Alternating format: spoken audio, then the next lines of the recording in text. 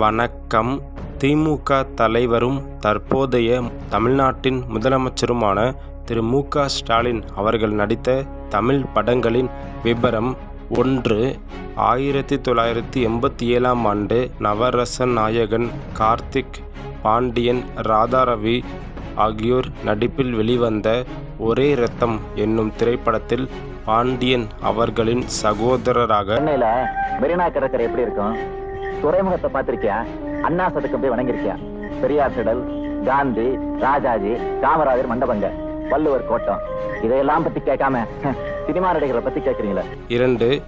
1988ஆம் ஆண்டு கேப்டன் விஜயகாந்த் ஹீரோவாக நடித்த மக்கள் ஆணையிட்டால் என்னும் திரைப்படத்தில் இடம்பெறும் ஒரு பாடல் காட்சியில் நடித்துள்ளார். இந்த படத்திற்கும் வசனம் எழுதியது ஐயா கலைஞர் தான்.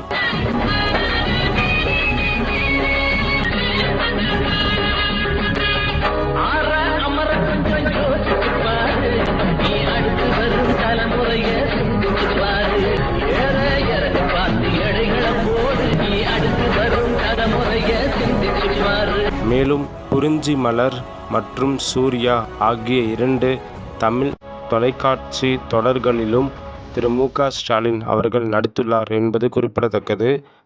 வாங்க.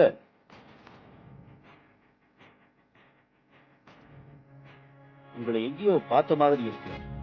நான் அரவிந்தன் இல்லைங்க, நான் ரொம்ப சாதாரணமானவன். இவங்க அழகிய சிற்றம்பலத்துடைய மக பூரணி.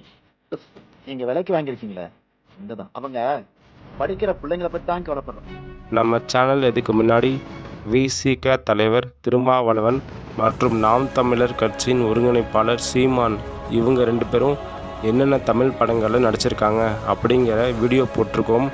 அந்த வீடியோக்கான லிங்க்கை கீழே டிஸ்கிரிப்ஷனில் கொடுத்துருக்கேன். இதற்கு பார்க்காதவங்க அந்த லிங்க் மூலயமா அந்த வீடியோ பாருங்கள். தேங்க்யூ.